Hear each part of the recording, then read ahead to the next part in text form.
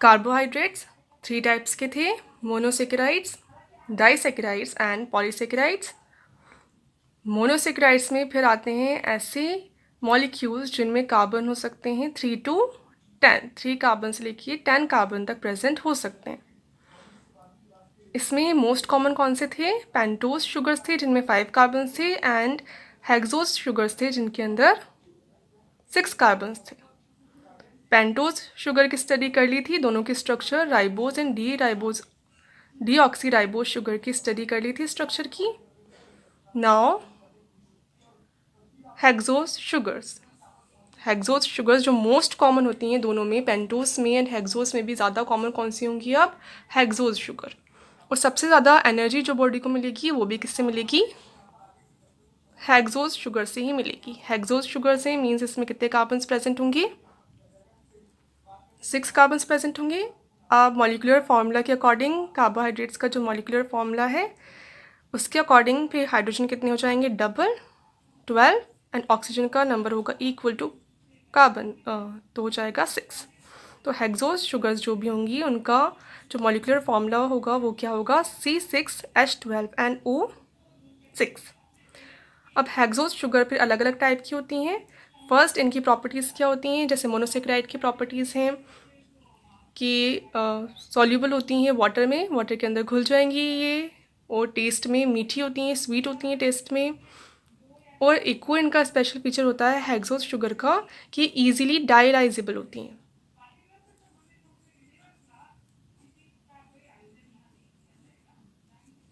डायलाइजेबल होती हैं यानी सेल टू सेल ट्रांसफ़र हो सकती हैं। एक सेल है, उसके पास में एक सेल है, तो एक सेल से दूसरी सेल में ईजिली जा सकती हैं सेल मेम्ब्रेन को क्रॉस करते हुए।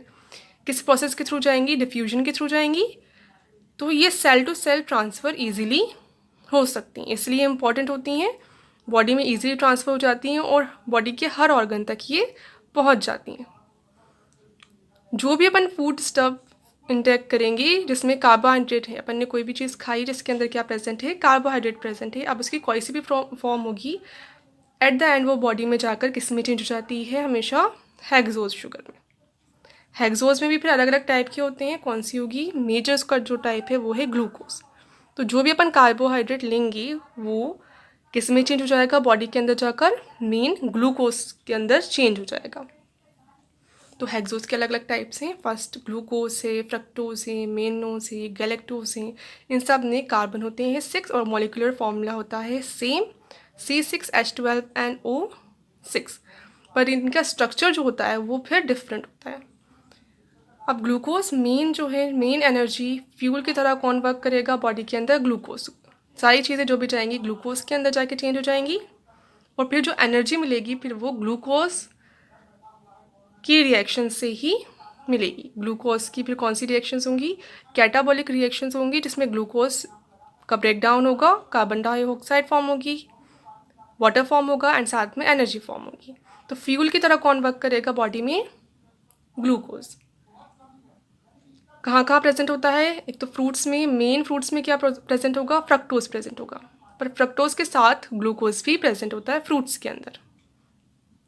नेक्स्ट जो डाइसेकेराइड्स होते हैं, माल्टोज है, लैक्टोज है, सुक्रोज है, जो सिंपल जो शुगर होती है उसके अंदर भी क्या होता है? ग्लूकोज ही होता है। ऐसे पॉलीसेकेराइड्स होते हैं, स्टार्च है, गैलेक्टोज है, इन सब के अंदर भी क्या प्रेजेंट होता है? ग्लूकोज ही प्रेजेंट होता है। तो सबसे ज़्यादा जो शुगर है जो प्रेजेंट होती है चीज़ों में वो क्या है? ग्लूकोज है।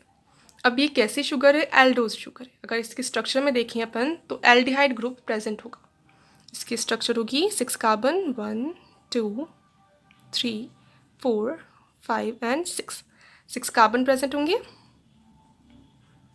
First carbon, second carbon, third carbon, fourth carbon, fifth carbon and 6th carbon.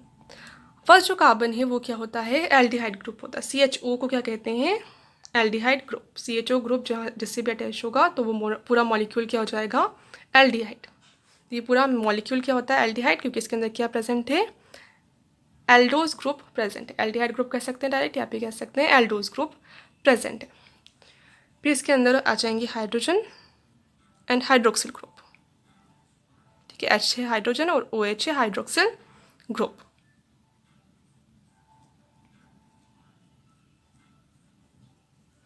ये है इसका स्ट्रक्चरल फॉर्मूला, इस स्ट्रक्चर में ये प्रेजेंट होता है। अब इसमें अपन देखें तो सेकंड, फोर्थ और फिफ्थ पे जो हाइड्रोजन और हाइड्रोक्सिल ग्रुप है उनका कॉन्फ़िगरेशन सेम है, सेम अरेंज्ड है।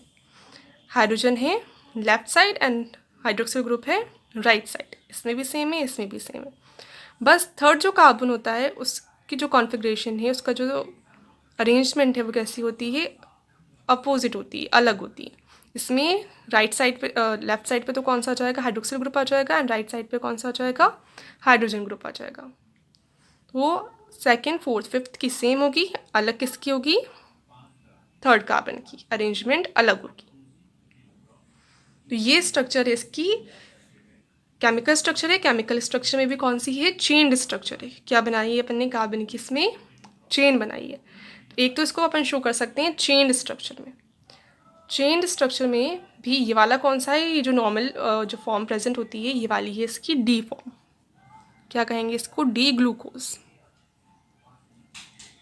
जब क्या होंगे, हाइड्रोजन जो ग्रुप हैं वो तो लेफ्ट साइड पे होंगे मेनली, और हाइड्रोक्सिल ग्रुप कौन सा साइड पे होंगे, राइट साइड पे होंगे। तो ये जो फॉर्म हुई वो कौन सी है, डी ग्लूकोज। अगर इसकी चेंज कर दें,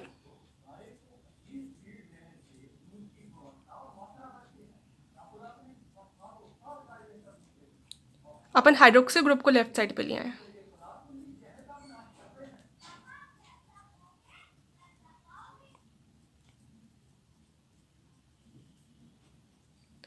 अब ये जो स्ट्रक्चर बनी ये कौन सी होगी, एल ग्लूकोज, जिसमें ज़्यादातर हाइड्रोक्सिल ग्रुप किस साइड पर है, लेफ्ट साइड पे है, इसलिए ये एल ग्लूकोज। और ज़्यादातर हाइड्रोक्सिल ग्रुप किस साइड पे हैं, राइट साइड पे हैं, इसलिए इसको कहेंगे डी ग्लूकोज। इसमें भी थर्ड कार्बन की कॉन्फ़िगरेशन अलग ही होगी, इस पे अपोजिट वे में अरेंज होंगे, हाइड्रोजन होगा लेफ्ट साइड पे, हाइड्रोक्सिल ग्रुप होगा राइट साइड पे। तो ये दो स्ट्रक्चर हैं, चेन स्ट्रक्चर है, चेन बनाई है। केमिकल स्ट्रक्चर है, टू टाइप्स की है, कौन कौन सी, D glucose and L glucose. तो जो मेजोरिटी में जिस फॉर्म में प्रेजेंट होते हैं वो किस फॉर्म में प्रेजेंट होते हैं, मॉलिक्यूल्स डी ग्लूकोज फॉर्म में प्रेजेंट होते हैं। अब चेन स्ट्रक्चर के अलावा इनकी अपन साइक्लिक स्ट्रक्चर भी बना सकते हैं। साइक्लिक स्ट्रक्चर कैसे बनेगी अब इसकी,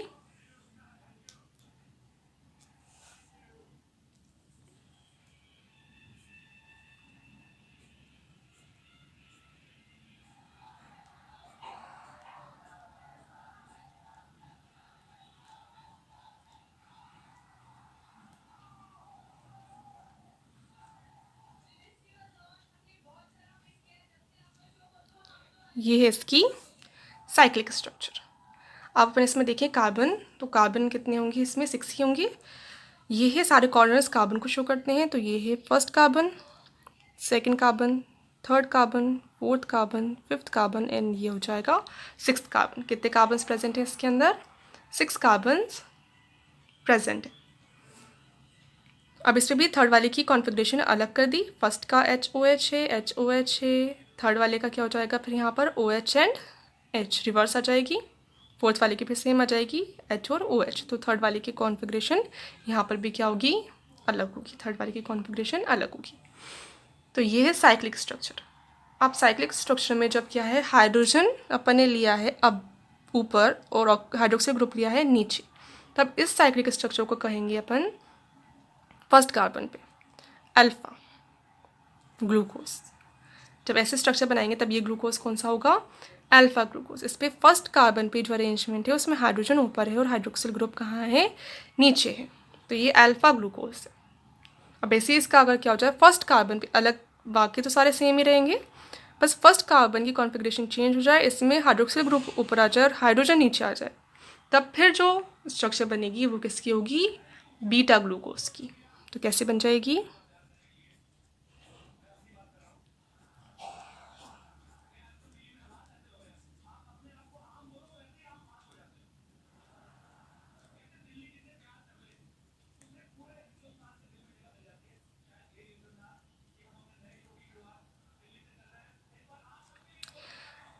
इसमें क्या कर दिया, सिर्फ फर्स्ट कार्बन की कॉन्फ़िगरेशन चेंज कर दी, हाइड्रोक्सिल ग्रुप ऊपर आ गया, हाइड्रोजन ग्रुप नीचे आ गया। अब ये कौन सा ग्लूकोज होगा, बीटा ग्लूकोज होगा।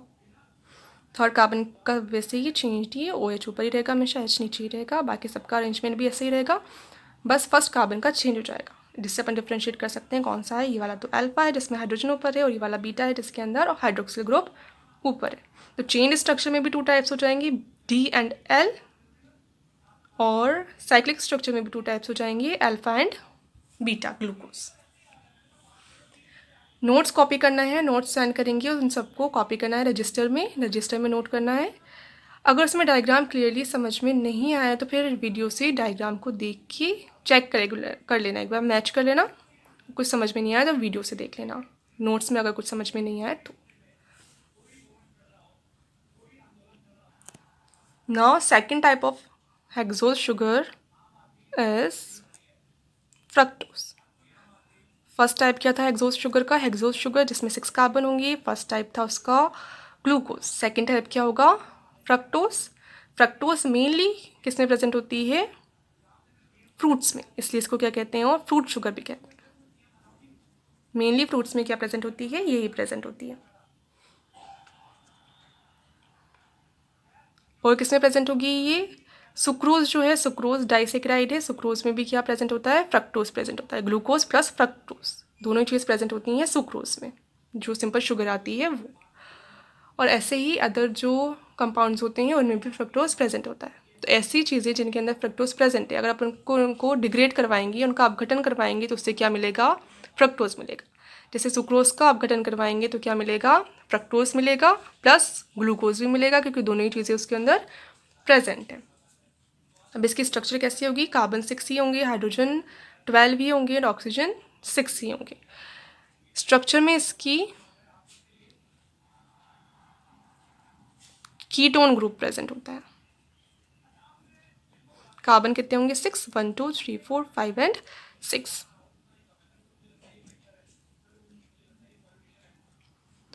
फर्स्ट कार्बन सेकंड कार्बन पे है कीटो ग्रुप, थर्ड कार्बन पे हमेशा कॉन्फ़िगरेशन चेंज होगी, तो इसके पे भी चेंज होगी, OH यहाँ होगा, H यहाँ होगा, अदर पे H यहाँ होगा एंड OH यहाँ पर होगा।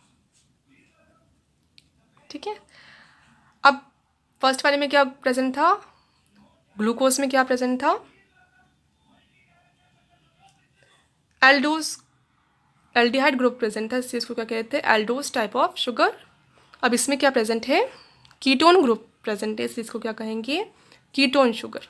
कैसी है ये, कीटोन। ये जो है ये क्या है, कीटोन ग्रुप है, इसलिए कहेंगे इसको कीटोन शुगर।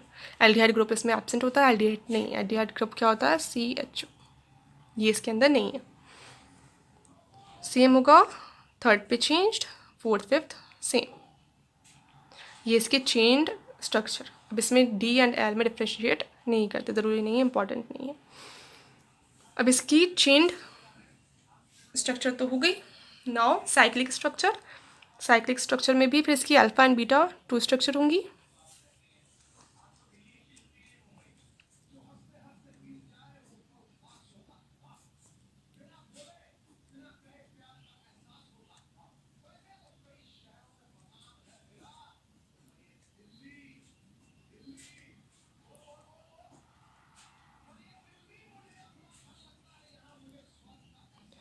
अब इसमें कार्बन कितने हो जाएंगे, 6, 1 2 3 4 5 एंड 6 कार्बन हो गए। अब इसमें भी थर्ड कार्बन का कॉन्फ़िगरेशन में OH ऊपर आएगा, तो फर्स्ट सेकंड थर्ड, थर्ड पे क्या आएगा, OH ग्रुप ऊपर आएगा। अब इसमें CH2OH ग्रुप अगर ऊपर ले लिया तो ये वाली स्ट्रक्चर इसकी कौन सी हो जाएगी, अल्फा स्ट्रक्चर। अगर अपन CH2OH ग्रुप को नीचे ले लें और हाइड्रोक्सिल ग्रुप ऊपर आ जाए, तब इसकी स्ट्रक्चर कौन सी बन जाएगी, बीटा स्ट्रक्चर बन जाएगी।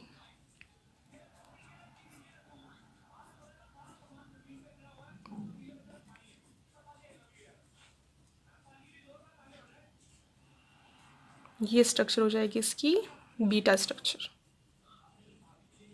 ऐसे भी लिख सकते हैं और ऐसे भी लिख सकते हैं, दोनों ही सही है। ठीक है,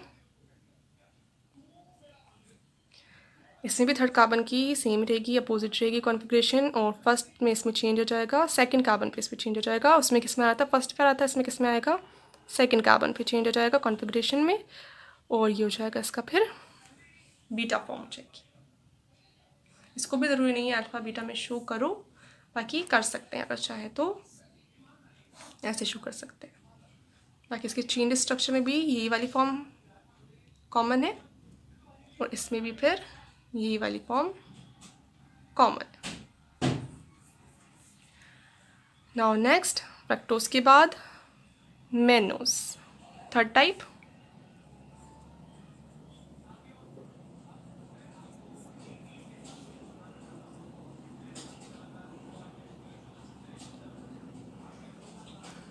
मेनोज कैसा होता है? ग्लूकोज जैसा ही होता है,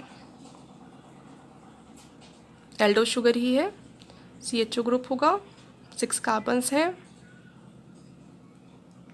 आप इसमें क्या होता है, थर्ड कार्बन के साथ सेकंड कार्बन की कॉन्फ़िगरेशन भी क्या होती है, चेंज होती है। थर्ड की तो चेंज होती ही है हमेशा, क्या है OH प्रेजेंट होगा, इसमें में क्या होगा, सेकंड वाले की भी चेंज होगी।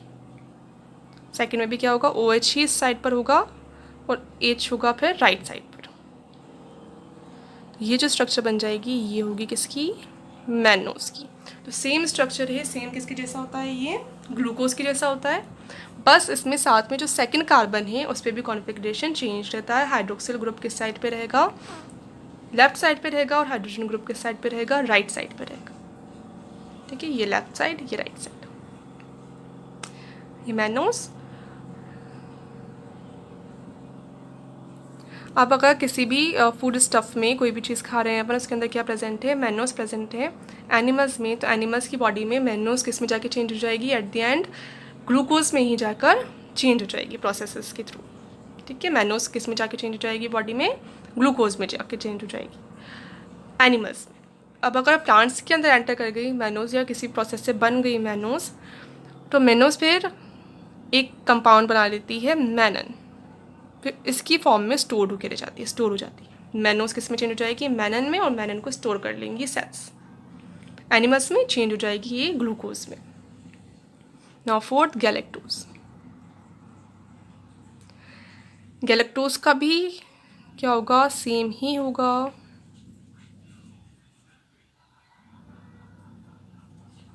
अब इसमें सेकंड का तो सेम जैसा ग्लूकोज का है वैसा ही रहता है, सिंपल रहता है, हाइड्रोजन लेफ्ट साइड पे, हाइड्रोक्सिल ग्रुप राइट साइड पे। थर्ड का हमेशा चेंज रहेगा ही, OH एंड H। अब इसमें फोर्थ का चेंज हो जाएगा, OH ग्रुप आ जाएगा लेफ्ट साइड पे एंड हाइड्रोजन ग्रुप चला जाएगा राइट साइड पे। तो ग्लूकोज में क्या होगा, ग्लूकोज में सिर्फ 3 का चेंज होगा, मैनोज में 3 का तो हो गई, सेकेंड का और चेंज होगा, गैलेक्टोज में 3 का तो हो गई, फोर्थ का और चेंज हो जाएगा। तो ये फॉर्म हो गया गैलेक्टोज। गैलेक्टोज किसमें प्रेजेंट होता है, लैक्टोज में। लैक्टोज का अपन जब अपघटन करवाएंगे तो उससे क्या बनेगा, गैलेक्टोज और ग्लूकोज दोनों कंबाइन होकर क्या बना लेते हैं, लैक्टोज। इसलिए लैक्टोज का अपघटन करवाने पे गैलेक्टोज एंड ग्लूकोज दोनों ही मिलेंगे।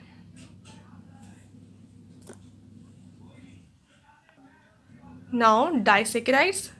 डाइसेकेराइड्स किससे बनती हैं, दो मोनोसेकेराइड अगर कंबाइन हो जाए तो उससे क्या बन जाएगा फिर डाइसेकेराइड। अब सेकंड क्या है अपना, डाइसेकेराइड। मोनोसेकेराइड कैसे थे, स्वीट थे टेस्ट में, ये भी कैसी होती हैं, टेस्ट में स्वीट ही होती हैं और वाटर में सॉल्युबल होती हैं, घुल जाएंगी। मोनोसेकेराइड भी घुल सकते थे वाटर में। डाइसेकेराइड किससे बनेंगी, मोनोसेकेराइड के आपस में जुड़ने से बनेंगी। दो मोनोसेकेराइड अगर आपस में जुड़ जाएं तो उससे क्या बन जाएगा, डाइसेकेराइड। अब जो दो मोनोसेकेराइड जुड़े वो एक जैसे भी हो सकते हैं, सेम हो सकते हैं, जैसे ग्लूकोज ग्लूकोज आपस में जुड़ सकता है, या फिर अलग अलग भी हो सकते हैं, ग्लूकोज गैलेक्टोज या ग्लूकोज फ्रक्टोज भी आपस में जुड़ सकता है। अब जुड़ते जाए टाइम जो बॉन्ड बनेगा, दो जब मोनोसेकेराइड आपस में जुड़ेंगे तो जो बीच में बॉन्ड बनेगा उस बॉन्ड को क्या कहते हैं, ग्लाइकोसिडिक बॉन्ड। तो दो मोनोसेकेराइड डाइसेकेराइड बनाने के लिए किस बॉन्ड के थ्रू जुड़ेंगे, ग्लाइकोसिडिक बॉन्ड के थ्रू जुड़ जाएंगे, और साथ में एक वाटर का मॉलिक्यूल इसमें बाहर निकल जाएगा। जैसे अपन एग्जांपल ले लें, सुक्रोज बनता है, सुक्रोज क्या है, डाइसेकेराइड है। किन दो मोनोसेकेराइड के मिलने से बनेगा ये, ग्लूकोज के एंड फ्रक्टोज के मिलने से बनेगा। मॉलिक्यूलर अपन फॉर्मूला लिखिए तो ग्लूकोज का भी क्या होगा, C6H12O6 एंड फ्रक्टोज को भी क्या होगा, C6H12 और O6। ये ग्लूकोज ये फ्रक्टोज दोनों कंबाइन हो जाएंगे, दोनों के बीच में क्या बॉन्ड फॉर्म हो जाएगा, ग्लाइकोसिडिक बॉन्ड फॉर्म हो जाएगा, और दोनों क्या बना लेंगे फिर सुक्रोज। अब साथ में एक वाटर मॉलिक्यूल बाहर निकल जाएगा।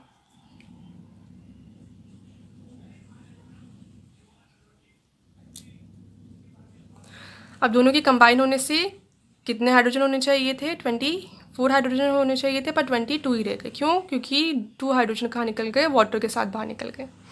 ऐसे दोनों ही ऑक्सीजन के कंबाइन होने से कितने ऑक्सीजन होने चाहिए थे? 12, पर 11 हुए क्योंकि एक ऑक्सीजन वाटर के साथ बाहर निकल गया। इसी अगर अपन इनका फॉर्मूला लिखें तो इनके फॉर्मूला में क्या होगा? एक वाटर मॉलिक्यूल कम होता है, CnH2O, N होता है नॉर्मल मोनोसेकेराइड्स का फॉर्मूला। अब इसमें एक हाइड्रोजन कम होगा, एक वाटर मॉलिक्यूल कम होगा, इसलिए क्या कर देंगे? N-1। तो जैसे इस एग्जाम्पल में कार्बन कितने हैं? 12 है, तो कार्बन कितने हुए? अगर 12 हुए तो H यहाँ पे कितने होने चाहिए? 12 - 1 यानी 11। तो ये हो जाएगा C12, H, फिर 11 और 2, 11 × 2 22, O और 11 मल्टीप्लाई हो जाएगा 2 से एंड 1 से। तो ये उसका मॉलिक्यूलर फॉर्मूला आ जाएगा। तो जब भी मॉलिक्यूलर फॉर्मूला निकालना है किसी डाइसैकेराइड का तो वो कैसे निकलेगा? इस फॉर्मूला से निकलेगा। इसके अकॉर्डिंग निकलेगा। एक इसमें H2O मॉलिक्यूल कम होगा।